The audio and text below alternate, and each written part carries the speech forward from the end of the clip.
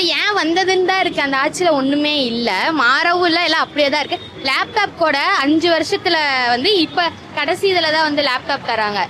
போன இதுல எல்லாம் தரல. அதுலயும் பாத்தீங்கன்னா லேப்டாப் வந்து எப்படின்னா இருக்கிறவங்களுக்கு இல்லாதவங்களுக்குன்ற மாதிரி பிரிச்சு பிரிச்சு கொடுத்துருக்காங்க. எல்லாத்துக்குமே எல்லாம் லேப்டாப் வந்து வர கிடையாது. அப்ப இது என்ன ஆச்சு?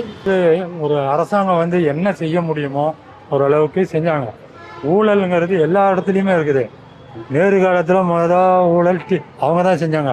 அது கிருஷ்ணமாச்சாரியா எல்ஐசி ஊழல் அதிலிருந்து தொடர்ந்து தான் வந்து இருக்குது.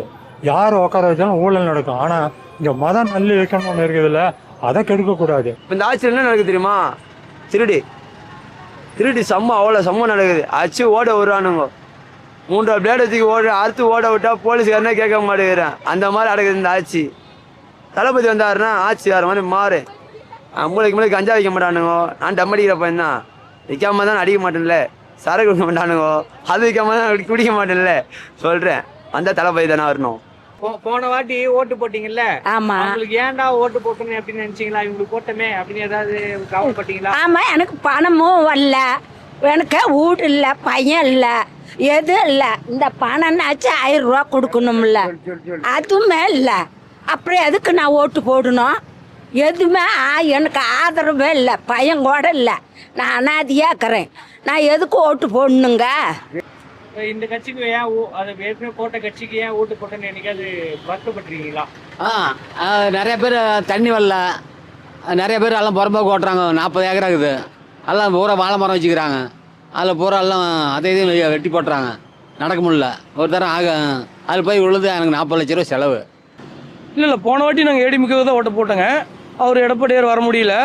அவர் இருந்த வரைக்குமே தொழில் நல்லா தான் இருந்துச்சுங்க. இன்றைக்கி அம்மா இருந்த காலத்துலேயுமே கரண்ட் பாருங்கள். அப்போ டிஎம்கே இருந்த காலத்துலலாம் கரண்ட் ரொம்பமா 2 மணி நேரத்துக்கு கட்டாய் ரொம்ப ஒரு நாளைக்கு 10 மணி நேரம் கூட கரண்ட் பண்ணுச்சு. அதுக்கப்புறம் அம்மா வந்தாங்க 2011-12 சீர் செஞ்சாங்க. நல்லபடியாக இருந்துச்சு ஆச்சு. சரிங்களா?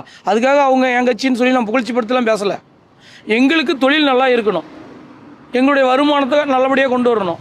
இதுதான் கவர்மெண்ட். அதை நிறையா வந்து மக்களுக்கு ஃப்ரீ பண்ணி தரேன்னு சொல்லி நிறையா சலுகை இதை பண்ணவே தேவையில்லை. ஏன் நீங்கள் ஃப்ரீ பண்ணுறீங்க? சரிங்களா? எங்களுக்கு உண்டான கூலி அதுக்கு உண்டான இது கொடுத்தாவே நாங்களே எல்லாம் சம்பாரித்து எல்லாமே நாங்களே பண்ணிக்குவோம். மக்களுக்கு பஸ்ஸு ஃப்ரீ எல்லாமே மாதம் 1000 ரூபா தேவையே கிடையாது. இந்த முதியோர்களுக்கு கொடுக்குறது கரெக்டான ஒரு இது. 60 வயசுக்கு மேலே அது கொடுக்கணும், தப்பு இல்லை. மாதம் 1000 ரூபாங்கிறது எதுக்கு? எல்லோரும் வேலைக்கு போகிறோம், சம்பாதிக்கிறோம். போன்றதுலாம் எதுவும் இல்லை, ரெட்டலை தான்.